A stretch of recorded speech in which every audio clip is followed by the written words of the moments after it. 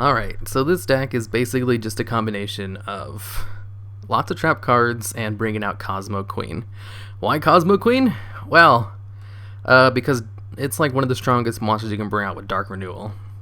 I think there might be a stronger one. Actually, you know what? Let me check real quick. Monster, type, spellcaster, attribute, dark, full search. Yeah, it's the strongest, whatchamacallit, the strongest one that's normal type monster. Yeah, he has the highest attack of a monster you can bring out from the deck.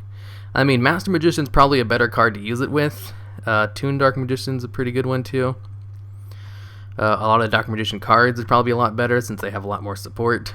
Because it's kind of like a Super Ninjutsu Art of Transformation, where you can send one of your spellcaster type monsters to the graveyard, and one monster your opponent controls to the graveyard, and then special summon a dark spellcaster type monster from your deck. Or graveyard, so Cosmo Queen. And I just wanted this deck to be like a Cosmo Queen Turbo that also uses traps because she can't really do anything on her own, so the traps need to carry her, which they do. So Trap Tricks. Of the cards I use, besides Trap Tricks Murmillow, is it Murmillow or Murmillow? Whatever, it doesn't matter. All of the spellcaster type monsters I have actually have effects which activate if I use Dark Renewal on them. So of course the Shadows are an obvious choice because they're all spellcaster and they all have effects that are activated when they're sent to the graveyard. And I also have Blue Dragon Summoner and Legion of the Fiend Jester. If they're both sent to the graveyard with Dark Renewal, or just sent to the graveyard at all, you could search out Cosmo Queen straight from your deck.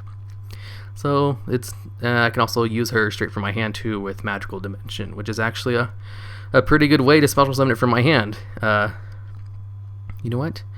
Does it target tribute it? You know, I don't think the tribute actually activates his Shadow effects, but I'm pretty sure it actually activates Summoner and Fiend Jester. So it's not as good as Dark Renewal of actually activating the Shadow's effects while bringing out Cosmo Queen, but it does allow you to use these two guys' effects, and it also allows you to destroy one of your opponent's monsters, while of course bringing out your Cosmo Queen straight from your hand. And then the rest of the deck is just a whole bunch of really good trap cards to make up for the fact that Cosmo Queen doesn't do anything.